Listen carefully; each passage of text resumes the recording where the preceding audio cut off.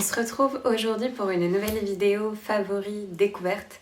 C'est cool, je vais essayer de me retenir à un rythme plus régulier au niveau de ces vidéos puisque les précédentes, j'avais à chaque fois regroupé 2 saisons parce que j'avais pris trop de retard avec la fin de la grossesse, le postpartum et tout ça. Donc je vais vous partager mes favoris et découvertes de cet automne qui est déjà en train de se terminer, c'est passé trop vite. Comme d'habitude, je vais faire catégorie par catégorie, donc si vous avez vu mes vidéos favoris découvertes précédentes, vous commencez à les connaître. Et pour les autres, vous allez les découvrir ici, donc c'est parti. Comme d'hab, j'ai pris mes petites notes pour ne rien oublier. Je vais commencer par la catégorie food et je voulais vous reparler d'un thé dont je vous ai déjà beaucoup parlé sur Instagram et peut-être par-ci par-là dans des vlogs sur YouTube.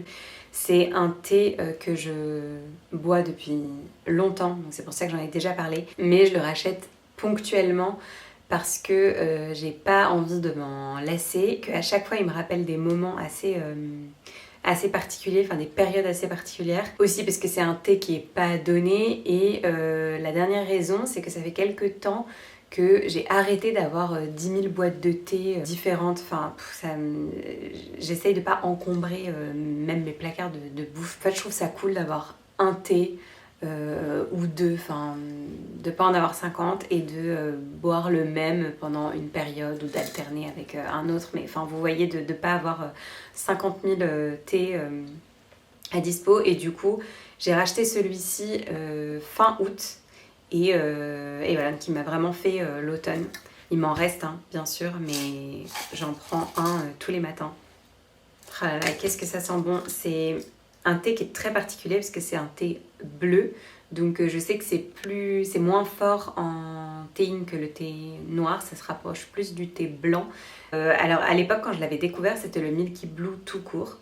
Là, le goût a un peu changé, il est plus intense et c'est le Milky Blue absolu. Je crois que le Milky Blue classique, il n'existe plus. C'est un thé bleu soyeux, notes lactées et luxuriantes. Alors, en fait, il s'appelle Milky Blue parce que c'est vrai qu'il a un peu une odeur de lait. Mais je ne suis pas... Enfin, maintenant, oui, mais j'ai jamais... Quand j'étais petite, par exemple, j'aimais pas le lait comme ça à boire comme ça au verre ou j'étais du genre à laisser le lait au fond de mes céréales. Enfin, c'est pas un goût... que j'adore et pour autant, enfin, ce thé n'a pas du tout le goût de lait, mais je peux comprendre quand on dit qu'il a un peu une odeur de lait et du coup, pourquoi il s'appelle comme ça. Ça va pas du tout vous donner envie de le goûter, mais vraiment, il sent très bon. Vous devriez aller le goûter chez Mariage Frères en fait, soit en boutique, soit dans les corners Printemps, Galerie Lafayette, vous les trouvez aussi. La dernière fois que je l'avais, c'est quand on habitait Paris, donc ça me transporte en arrière à cette période-là. Et là, je suis en train de le boire en ce moment, donc je pense que la prochaine fois que je le rachèterai, ça me rappellera Paris et à la fois là, cette fin d'année avec notre petit Lazare ici sur le bassin d'Arcachon. Si vous êtes amatrice et grosse consommatrice de thé comme moi, je vous invite à le tester. Ensuite, dans la catégorie beauté, je vous en ai déjà aussi parlé ces dernières semaines pas mal sur Instagram. C'est un produit de teint de chez Clarins, encore une fois, puisque je sais que dans une de mes dernières vidéos favoris découvertes, je vous partageais un produit de teint Clarins. Et bien là, j'ai trouvé mon allié pour cet automne-hiver. C'est sûr que je l'aurai tout l'hiver aussi. C'est le Skin Illusion de chez Clarins. Je cherchais en fait un fond de teint, mais pas fond de teint, parce que j'aime plus trop en fait les fonds de teint, mais je cherchais un produit de teint qui soit fluide, qui unifie mais qui ne couvre pas, parce que c'est vrai que j'ai la chance de ne pas avoir d'imperfections. Enfin, depuis ma grossesse et mon postpartum, j'ai plus du tout d'imperfections. Et pour l'instant, c'est pas encore revenu, mais bon, vu que je suis en train d'arrêter d'allaiter, c'est possible que ça revienne après, j'en sais rien, affaire à suivre. Mais du coup, je cherchais vraiment un produit qui soit unifiant mais pas couvrant, qui fasse pas du tout plâtre, enfin vraiment juste qui fasse un effet bonne mine mais qui ait une couvrance quand même un peu plus importante que les produits de type bébé crème que j'utilise plutôt le printemps et l'été, puisque là, avec le retour du mauvais temps, le fait qu'on ait moins le teint hâlé, etc., voilà, je voulais quelque chose d'un peu plus unifiant. Je voulais quelque chose de très hydratant parce que, pareil, depuis la grossesse et le postpartum, j'ai la peau beaucoup plus sèche. Ma peau a vraiment changé, j'ai plus du tout la peau mixte comme avant. Et je voulais idéalement garder quelque chose avec un SPF parce que même si là je me plains du mauvais temps, on vit quand même dans une région qui est très ensoleillée, on vit dans le sud et du coup je trouve que c'est important d'essayer de protéger notre peau au maximum, sachant que l'automne, hiver, on ne met pas de crème solaire clairement, enfin en tout cas moi j'en mets pas, donc là c'est cool, il a un SPF 15, la texture est hyper fluide, il s'applique très facilement. Il a un fini glowy, très lumineux que j'adore.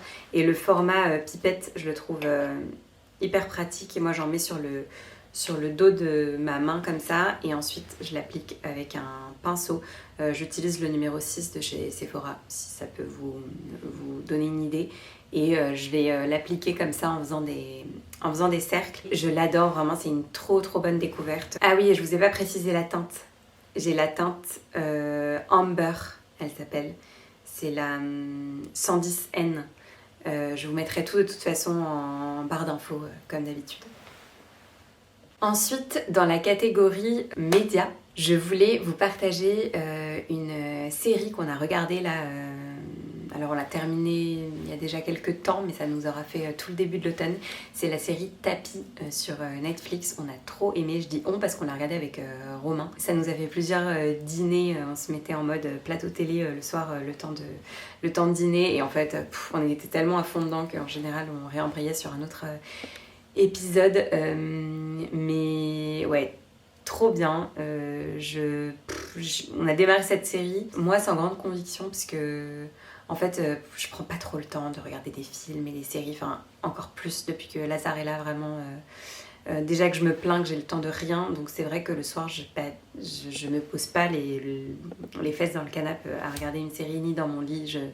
En général, je rattrape ce que j'ai pas eu le temps de faire en fait dans la journée avec Lazare. Mais bref, là, j'avoue qu'on était à fond dedans et on a pris le temps de la regarder ensemble. Et j'ai trop aimé, j'ai trouvé ça trop bien. Laurent Lafitte, c'est un acteur que j'adore, je le trouve incroyable dans son rôle de Bernard Tapie. Et ouais, c'est vrai que Bernard Tapie, je t'ai pas... je le connaissais de nom en fait, mais je connaissais pas du tout son histoire, sa vie. Enfin, j'étais au courant de sa réputation, qu'il avait été mêlé à plusieurs affaires, etc. Mais basta quoi, enfin vraiment je ne connaissais rien de sa vie et je m'y intéressais pas plus que ça pour être honnête, enfin même pas du tout quoi.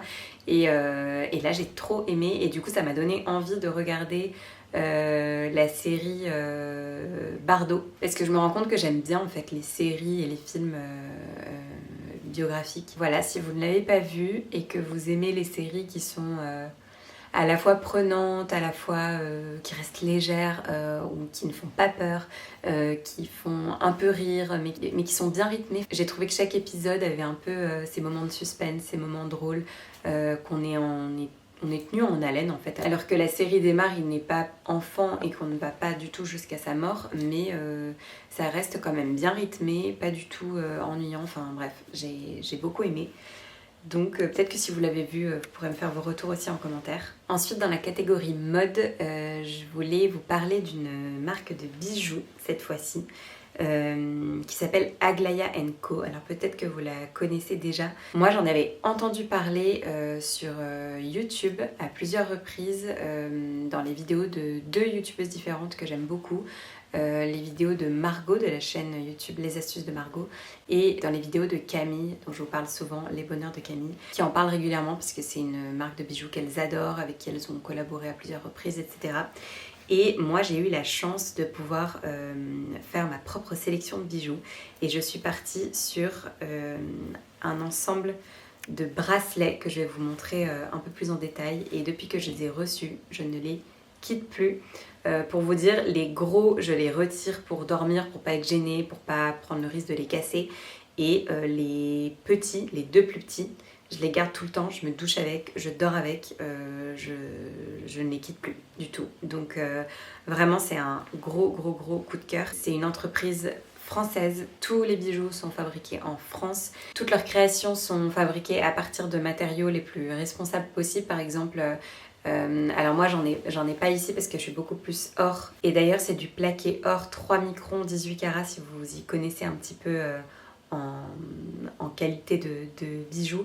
Mais oui, j'allais dire que moi je suis plus or, donc je suis partie sur de l'or, mais ils ont une partie de leurs bijoux en argent massif qui est composé en argent 100% recyclé. Donc ouais, leur regard est aussi bien porté sur la qualité que la provenance des matériaux qu'elles utilisent pour leur création. Il y a de nouvelles collections qui sortent tous les mois en édition à chaque fois assez limitée pour éviter le gaspillage.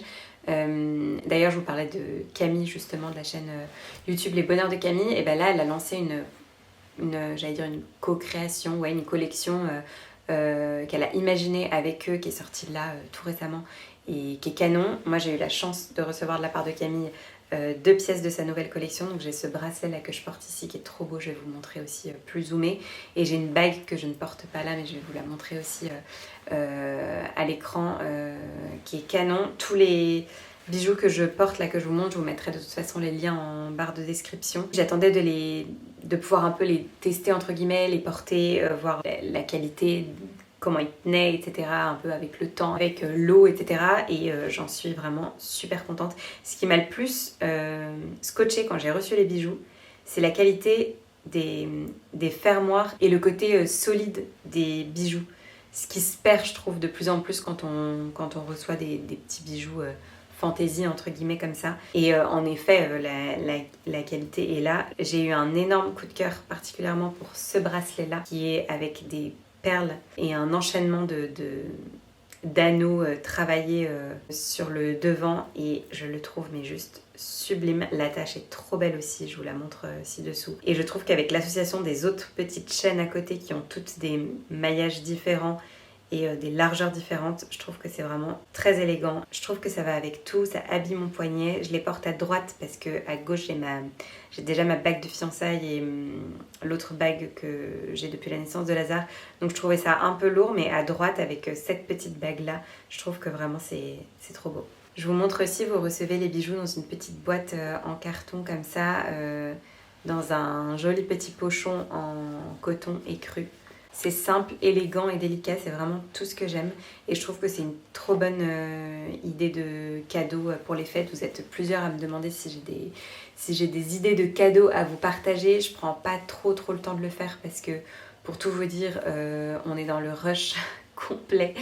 Pour l'instant, on a quasi rien prévu, même pas pour Lazare, donc on est vraiment à la masse sur tout. Mais typiquement, un bijou, c'est toujours un beau cadeau à faire. C'est un cadeau qui reste, qui a une certaine signification. On se souvient de la personne qui nous l'a offert, on se souvient du moment, si c'était à Noël, à un anniversaire. Enfin, je trouve que ça marque aussi toujours une période. Je vous parlais du thé tout à l'heure, mais c'est pareil avec les bijoux. Et ouais, un bijou a toujours une belle valeur sentimentale, donc je trouve que c'est une très bonne idée de cadeau pour les fêtes. Je suis vraiment fan du rendu de l'accumulation de ces bracelets. Je trouve que ça fait un poignet qui est habillé mais qui est vivant. J'aime trop les petits bruits légers des bracelets qui se touchent entre eux. Vraiment, je suis trop fan. Et moi qui adore porter des blouses comme ça, qui laissent un peu la naissance de mes poignets apparaître. Je trouve que c'est trop joli d'avoir une association de bracelets dorés comme ça, avec une touche d'écru, avec ces petites perles de culture là. J'adore. Je continue avec la catégorie bonne adresse. Je vous partage une adresse dans le coin, puisque de toute façon là, cet automne on est resté par chez nous. Donc ouais, j'ai une très bonne adresse à vous partager si vous venez sur le bassin d'Arcachon. C'est le salon de thé de l'hôtel Aïtsa.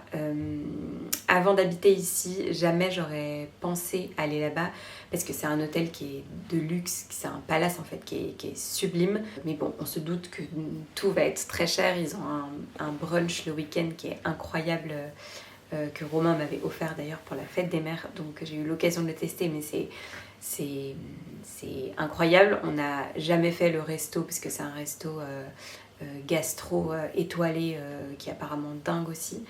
Et en fait, au sein de l'hôtel, il y a un très joli salon de thé, la déco est canon, où il y a les pâtisseries du chef du restaurant étoilé. Donc elles sont mais incroyables. C'est trop bon. Et vous pouvez vous y poser en fait pour prendre le goûter. On y est allé plusieurs fois parce que quand le temps est pas terrible, c'est le lieu idéal pour être en mode cosy avec un bon petit thé ou un chocolat chaud et une bonne pâtisserie.